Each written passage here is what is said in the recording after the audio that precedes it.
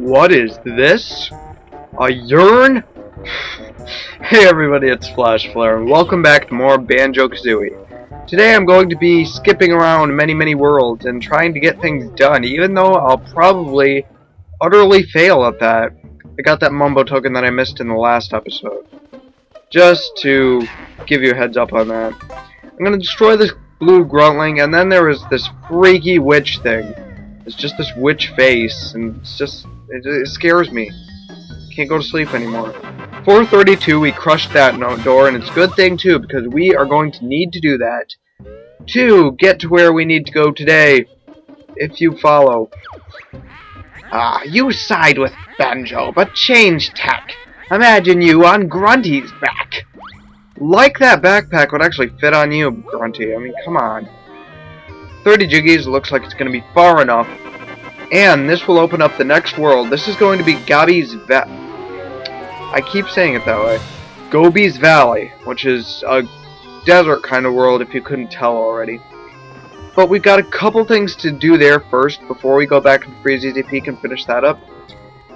And the last move of the game is actually in there. So this is what we're going to be doing. We're going to get the last move and then head back and finish up Freeze Easy Peak. Now, the way to Gobi's Valley is back there in the desertish kind of area, like you saw there. It's over there by the mummy's tomb. Actually, it's by the urn. It's green steps is what I mean to say. So anyway, up here, over here. Now remember that little compartment with the waiting boots? Well, actually, I'm not going to try that because there's some dialogue in here. Only we sand eels survive in here. Ooh, only us sand eels survive in there. Okay, heading into Gobi's Valley is quite a sight to behold. You'll find one more move in here, Banjo. Yeah. Well, we might as well pick up as many notes as we can, but since we're not going to be going in here for a while more, I just am going to run in here to get some business done. Let's see, that's 8 notes. And look out for the mummy hands, which are called slappas. They're very dangerous because they'll slap you and you'll die. This is just not good. Who are you? It's one of those freaky guys that you meet on your sidewalk. And he just sits there. Does nothing. He's freaky. Okay? Okay, over here is a Bottles molehill thing. And oh, Banjo, that was a perfect 10. These are the running shoes. Biggie wears them on her scrawny feet to make her run really fast for a limited time. Your energy is a little low. I'll fill it up for you. Hooray! Well played, Banjo. You've now learned all the moves in the game. Come on, guys! Join in! Thank you. Yes, I know. Oh, hold your applause. Yeah, this was really, seriously, it was a hard feat to do. Finding bottles in all these different places, I mean, he's really good at hide and seek, but we found him. Over here is a weird tree, but we're gonna talk to him a little later. Hey, they did a shadow. I didn't notice that before. That was pretty cool. Okay, out of the fryer and into the ice. Wow, your best note score for this world is now 11. Ugh, bottles. That's just nothing to be achieved. I was just doing that just in case we had to open up an odd number note door. Well, just in case you're wondering, there are none. So that was really kind of pointless. Now, there are these mummy things that come out of the world. As you remember, baddies escape once you open a world door. So those are the mummies. They're called mums, which is a kind of a weird name for a mummy. So, yeah, those guys, we'll deal with them later. They're kind of hard to beat, but don't worry about them right now. Okay, up here, we remember there was something up here, and now that we've got the running shoes that chewed us out before, they balled us out, they were just like, you don't use us until you know how. So anyway, yeah, we're going to be using them now that we know how. Now that Bottles told us how to put our shoes on. Once you learn how to put boots on, I'm pretty sure you know how to put shoes on, though. Hooray! So we open up this fly pad right here, and gonna try to speed down here to get that. and do whatever we can to get there. So, hooray, hooray, hooray, hooray, hooray, hooray, hooray. What?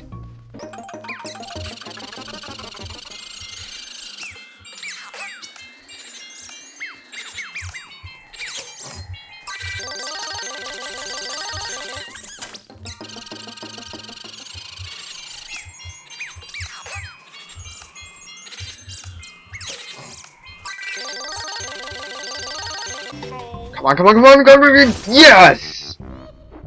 Yes! We did it in like one fraction of a second. Just at the right time. So after several tries of that, we are finally going to be able to get the Jiggy here, which is on the top floor up here, which blends in pretty well, actually. I'm surprised that it blends in so well. Here's the Jiggy, and that's number 6 in Grunty's lair. Ow! Even though we've only got 5 world... Well, I guess we did get the 6th world open, so that kind of counts. Now I know you guys have all been waiting for me to destroy this stinking stupid snowman! Which I'm incompetent of doing. Incompetent's kind of stupid, anyway. Yay, there, he's destroyed. Let's get his honeycomb, and finally, after all this turmoil and sidetracking, head into Freeze Easy Peak. Here we go.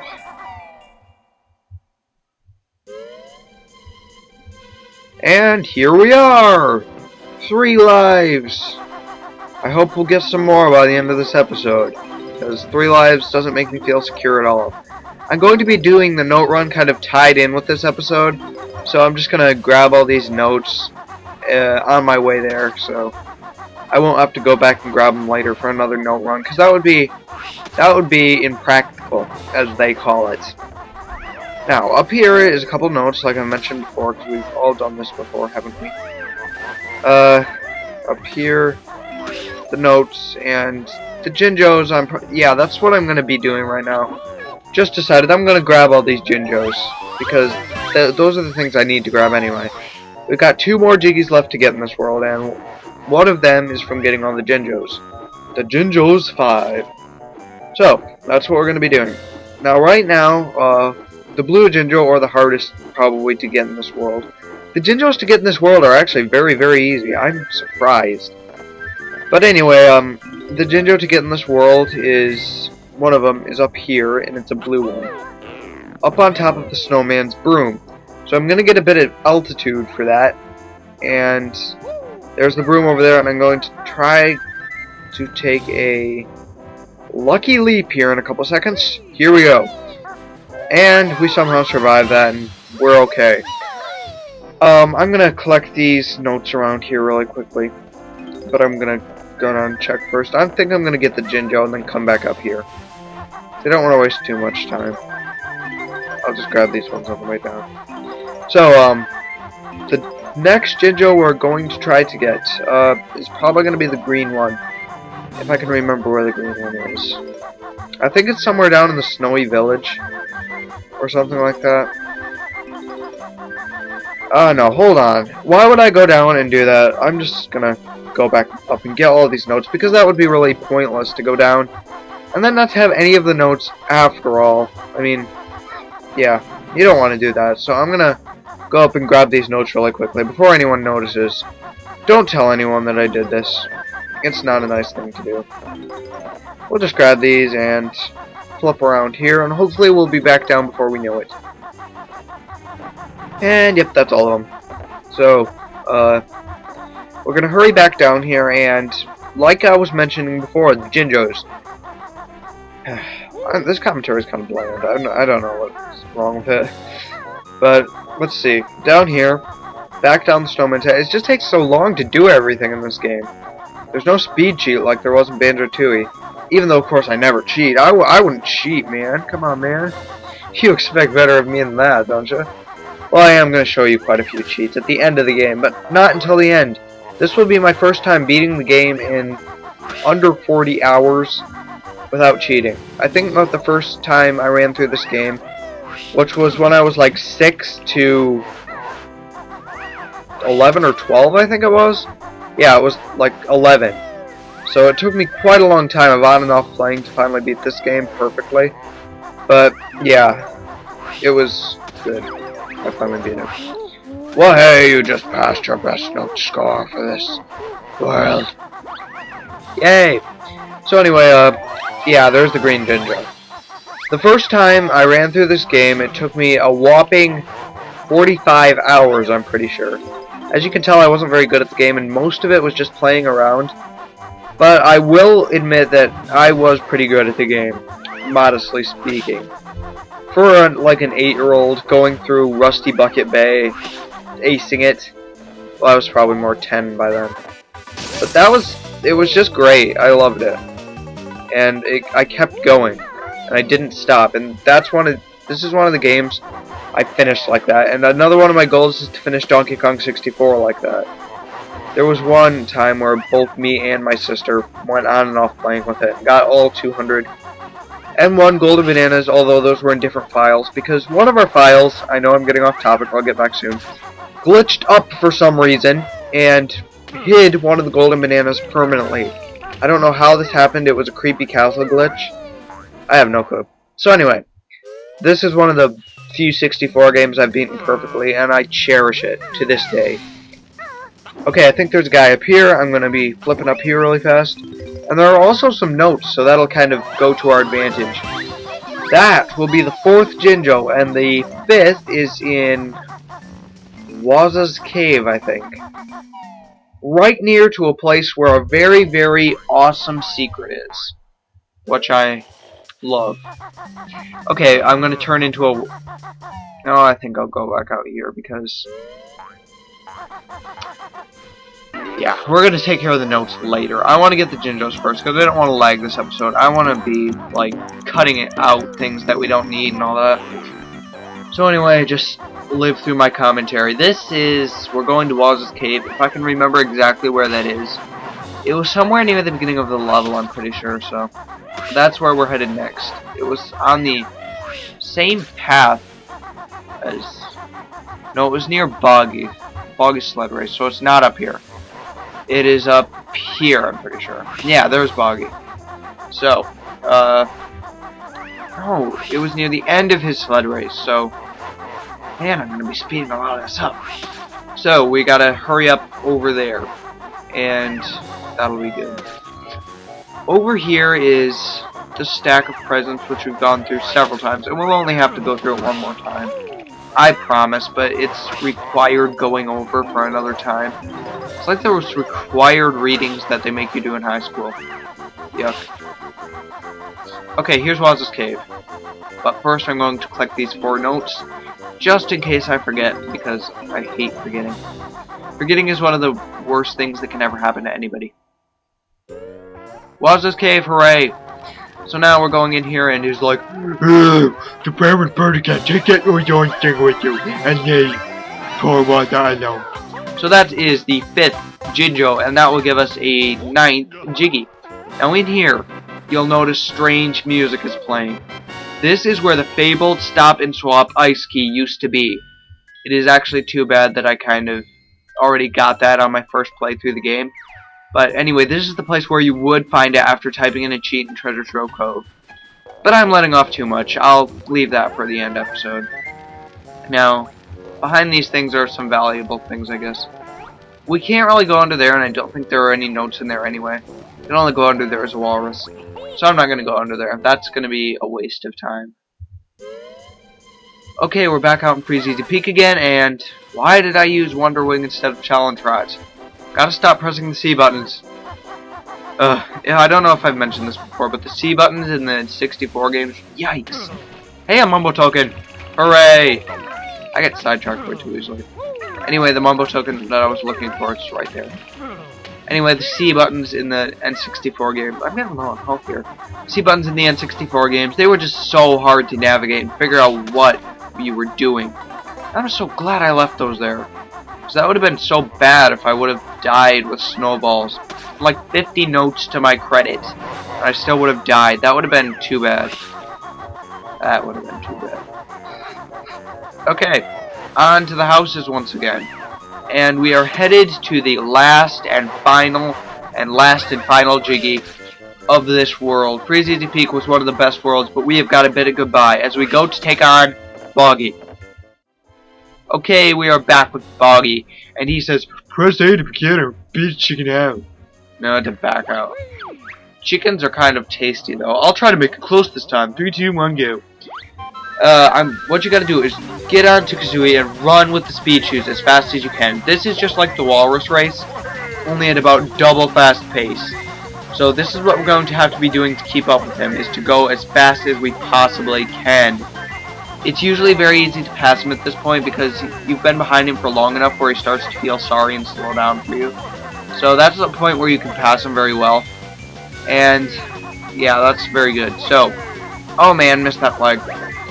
Buster, you're not trying back there. Oh, heck yeah, I'm trying. Oh, poor bridge. Is the bridge cold or something? Listen to this. The bridge is shattering. Help the bridge! Back to try again. Come on, buddy, try again. Press A to race or B to back out. We're racing, man. I'll try to make it close this time. 3, 2, 1, go. Okay, back on the speed shoes, and we are going to race Boggy again. Once again, I really don't like racing Boggy. He's a sore winner and a sore loser. Those people that are always sore, they like sprain their thumb. Speaking of which, I've actually sprained my thumb playing football. I shouldn't have, but I did. So I can't click mouses anymore. Poor me. Okay, go through all the red flags to get there to the end, just like in the walrus race. And I got lucky that time. I fell on the bridge. Boggy will get very hard at about this point, and he will most definitely pass you. Buster, you're not trying back there. But one of the things that you have to do is not stop, no matter what, because he will start slowing down around the end if he thinks you're too far behind, and that is your chance, like right here, to take the win and take the lead and go. Yes! I'm actually very, very happy that I did that. That was pretty amazing, I've got to say. Doe, I've lost my other medal. Take it and be my kid's presents. Oh, I actually mixed up what he said there. He said he's going to look for his kid's presents, so apparently he was a good father, and he had something in mind. He just got sidetracked by sled races. Mrs. Boggy is going to hit him over the head with a purse. Hooray! 10 Jiggies! So I guess I'm going to be signing out here for a little while I finish up the rest of the note run. See you guys back then.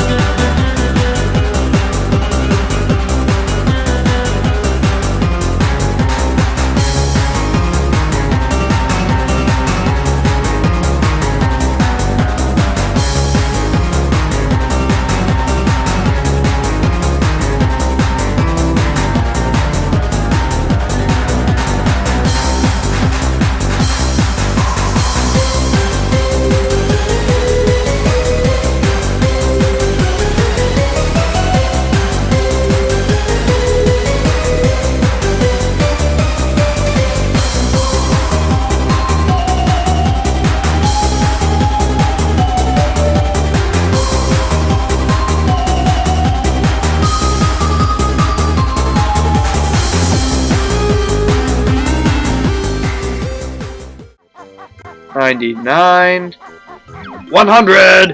Got another life. You found all 100 notes in this world. On this world. I read it wrong. Well, I know there's something you guys have been waiting for me to do for a long time, and that's jump off the snowman's head and epically break our necks. Drown? Drowning was not a part of this plan. Well, we lost our extra life gained, which is kind of sad, but we lost it with thrills. So that's kind of epic. You know, thrills were kind of epic. You know, jumping off all those snowman's hats and stuff, like you do in your free time. So, we have, I think, gotten everything for Freeze Easy Peak, but Gobi's Valley, sorry, we're doing 4 on. So I guess I will see you guys then when I take on another level, which I don't know what order I'm going to be doing it in. Bye.